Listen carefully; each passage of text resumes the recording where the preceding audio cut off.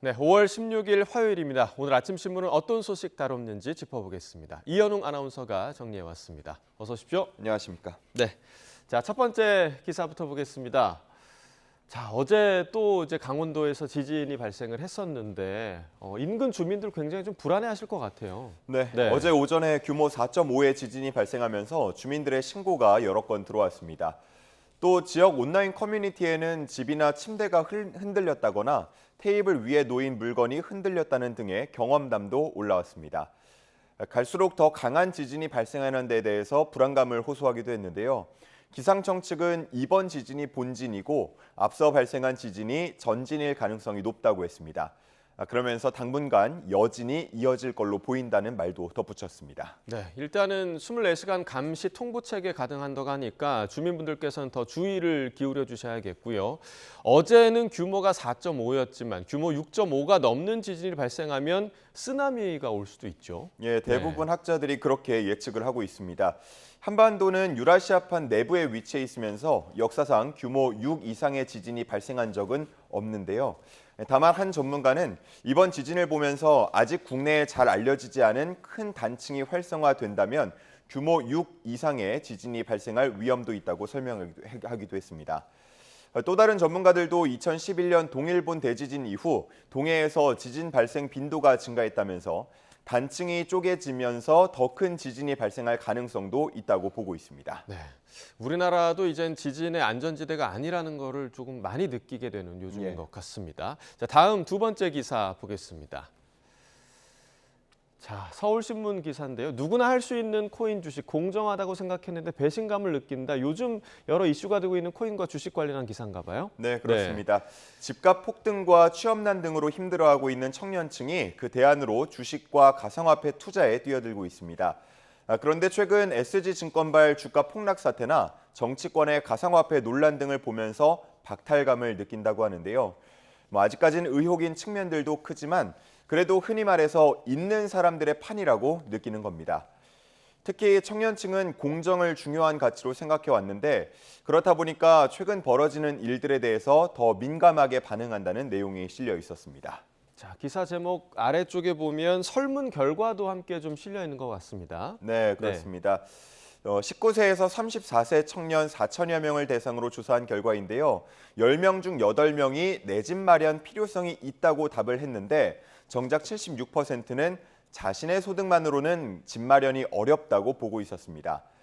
그러면서 77%가 부모의 자금 지원이 필수적이라고 답하기도 했습니다.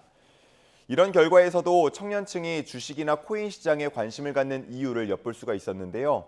전문가는 설문 결과에 대해서 청년들에게 다양한 결핍이 발생하고 있다면서 삶의 다차원적 측면을 고려해서 정책 지원을 확대해야 한다고 말하고 있었습니다. 네, 지금 뭐 흔히들 월급 갖고는 집 사기 절대 어렵다 이런 예. 얘기를 많이 하잖아요. 그러니까 주식과 코인에 기댈 수밖에 없는 사회적 분위기가 좀 안타까운 것 같습니다. 다음 기사 보겠습니다.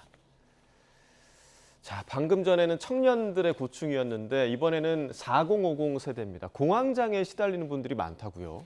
예, 어제 국민건강보험공단에서 나온 자료를 보면 공황장애 진단을 받은 국민이 약 20만 명 정도 된다고 합니다. 10년 전보다 2.5배나 증가한 수준이었는데요. 이 중에 약 4만 7천 명, 23%가 40대로 가장 비중이 컸습니다. 그리고 50대는 3만 8천여 명으로 19.2% 2위를 차지했습니다. 네, 그런데 전 세계적으로 보면 공황장애는 20대에 발병하는 경우가 많죠. 맞습니다. 그래서 전문가들은 이 4050 공황장애 환자가 많은 게 한국의 특이한 경향이라고 보고 있습니다. 공황장애의 정확한 원인은 밝혀지지 않았지만 스트레스와 관련성이 높다는 게 공통된 지적인데요. 그만큼 대한민국의 4050 세대가 큰 스트레스를 받고 있다고 볼 수 있겠습니다. 실제 환자들을 인터뷰해보면 집 대출금, 직장 문제, 부모와 자녀 문제로 스트레스가 컸다고 답을 하고 있었는데요. 전문가들은 공황장애 증상을 방치하면 일상생활에서 큰 고통을 받을 수 있기 때문에 병원을 찾는 게 중요하다고 조언하고 있습니다. 네, 방금 전 청년들 관련 기사와 더불어서 연령을 불문하고 참 힘든 세대들이 참 많은 것 같습니다. 상당히 공감이 돼서 마음이 좀 무겁네요. 다음 기사 보겠습니다. 자, 다음은 경찰대 이야기입니다. 저희가 보도를 통해서도 전해드렸는데 텃세 학폭이 벌어졌다고요? 그렇습니다. 네. 경찰대는 올해부터 편입생을 받기 시작했는데요. 순혈주의 타파를 내건 변화였습니다. 하지만 그 결과 일부 텃세로 나타나고 있었는데요.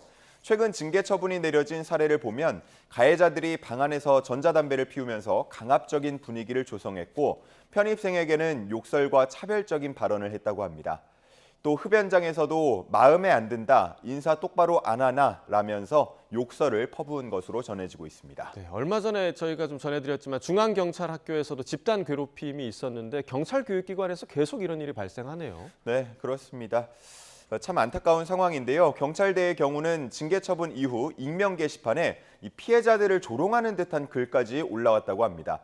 조금만 뭐라고 하면 가혹행위라고 하는데 나이 먹고 부끄럽지도 않나, 편입 제도를 폐지해달라, 이런 내용들이 올라왔다고 합니다.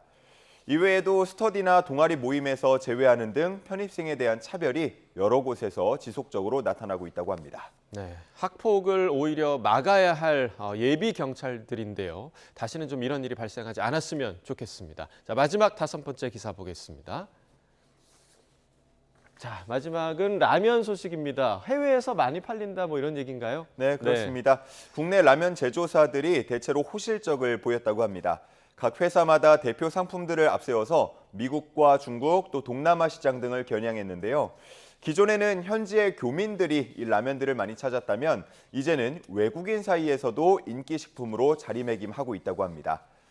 특히 한국 드라마와 영화 또 예능 프로그램 등이 인기를 끌면서 우리 라면에 대한 해외 시장의 관심도 덩달아 높아지는 걸로 나타났습니다. 네. 해외여행 가게 되면 그렇게 라면 생각이 많이 나잖아요. 예. 근데 요즘에는 해외 마트에 가도 한국 라면을 어렵지 않게 찾아볼 수가 있죠? 네, 그렇습니다. 라면뿐 아니고요. 간단하게 조리해 먹을 수 있는 간식 제품들도 볼 수 있는데 이런 제품들도 수출에 열을 올리고 있습니다. 떡볶이나 핫도그, 또 호떡 등을 미국과 영국, 베트남, 일본 등에 수출할 계획이라고 하는데요. 특히나 일본에는 도한놀이라고 해서 한국 여행 놀이가 최근에 유행하고 있다고 합니다. 그래서 이미 몇몇 상품들에서는 좋은 반응이 나오고 있다고 하죠. 이제는 정말 해외여행 갈 때 부피나 검역 같은 문제 신경 안 써도 될 것 같다는 생각 이 기사 보면서 들었습니다. 네, 아침부터 라면 먹고 싶게 만드는 그런 기사로 오늘 굿모닝 브리핑 마무리하도록 하겠습니다. 이현웅 아나운서와 함께했습니다. 고맙습니다. 감사합니다.